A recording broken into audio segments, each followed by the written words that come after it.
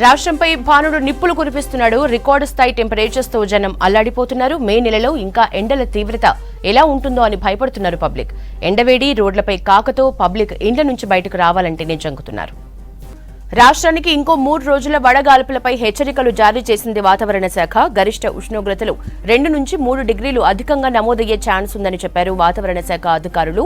ఇవాళ రాష్ట్ర వ్యాప్తంగా అన్ని జిల్లాల్లో అక్కడక్కడ వడగాల్పులు వీచే అవకాశం ఉండటంతో ఎల్లో అలర్ట్ జారీ చేసింది వాతావరణ శాఖ.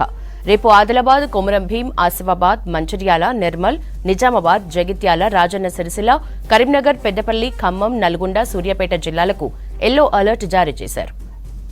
ఇక నల్గొండ జిల్లాలోని మాడుగులపల్లిలో అత్యధికంగా 45.4 డిగ్రీల టెంపరేచర్ నమోదైంది. అటు నిడమనూరులో 43.5 డిగ్రీల ఉష్ణోగ్రత రికార్డైంది. నిర్మల్, జగిత్యాల, నల్గొండ, ఖమ్మం, గద్వాల, ఆదిలాబాద్, నాగర్ కర్నూలు జిల్లాల్లో ఉష్ణోగ్రత 43 డిగ్రీలను దాటింది. ఈ నెల 27న ఆదిలాబాద్ జిల్లాలో అత్యధికంగా 46.3 డిగ్రీల ఉష్ణోగ్రతలు నమోదయ్యాయి.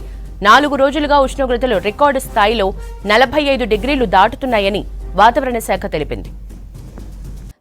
దాదాపుగా మనకి దక్షిణ దిశ నుంచి గాలులు వేస్తున్నప్పటికీ ఈ ద్రోణుల యొక్క ప్రభావం చాలా తక్కువగా ఉండడం వల్ల దాదాపుగా గత 4 రోజుల నుంచి కూడా పొడి వాతావరణంగా ఉంటూనే మనకి రాష్ట్రంలో ఉష్ణోగ్రతలు 40 డిగ్రీల పైన నమోదవుతూ వస్తూ ఉన్నాయి. గత 24 గంటల్లో చూసుకున్నట్లయితే దాదాపుగా ఖమ్మం, భద్రాద్రి కొత్తగూడెంలో 43 డిగ్రీల కంటే అధికంగా ఉష్ణోగ్రత నమోదవడం జరిగింది. భద్రాద్రి కొత్తగూడెంలో 43.58 డిగ్రీలు అత్యధికంగా ఉష్ణోగ్రత నమోదవడం జరిగింది. ఇదే విధంగా వచ్చే వారం రోజులు కూడా ఉండే అవకాశం అయితే కనిపిస్తుంది. దాదాపుగా మనకి 5వ తేదీ వరకు, మే 5వ తేదీ వరకు కూడా రాష్ట్రం మొత్తం మీదుగా పొడి వాతావరణం ఏర్పడే అవకాశం కనిపిస్తుంది. అలాగే వచ్చే 4 రోజులు కూడా మనకి పలు జిల్లాల్లోని వడగాల్పులు వీచే అవకాశం కూడా కనిపిస్తుంది అన్నమాట. మార్చి నుంచే మనకి ఉష్ణోగ్రతలు అధికంగా ఉండడం నమోదవుతూ వస్తూ ఉన్నాయి. దీనికి ఒక కారణం అనేది ఎల్నినో కారణం కింద చెప్పుకోవచ్చు.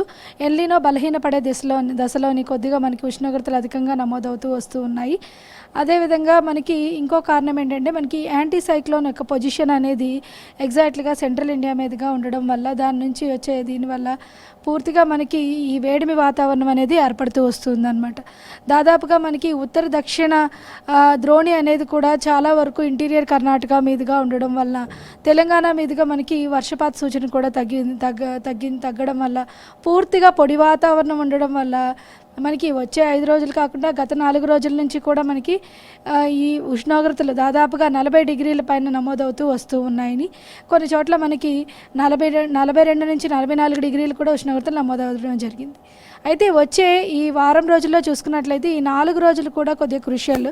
ఎందుకంటే 4 రోజులు కూడా మనకి వడగాల్పులు వీచే అవకాశం ఉంది. ముఖ్యంగా నిర్మల్, జయశంకర్, భూపాలపల్లి, రాజన్న సిరిసిల్ల, కరీంనగర్, ములుగు, వరంగల్, హన్మకొండ, అదేవిధంగా ఖమ్మం, భద్రాద్రి కొత్తగూడెం, దక్షిణ తెలంగాణ జిల్లాలైన మహబూబ్ నగర్, కామారెడ్డి, నిజామాబాద్, నాగర్ కర్నూలు, వనపర్తి ఈ జిల్లాల్లోని 1-2 చోట్ల మనకి వడగాల్పులు వీచే అవకాశం ఉంది.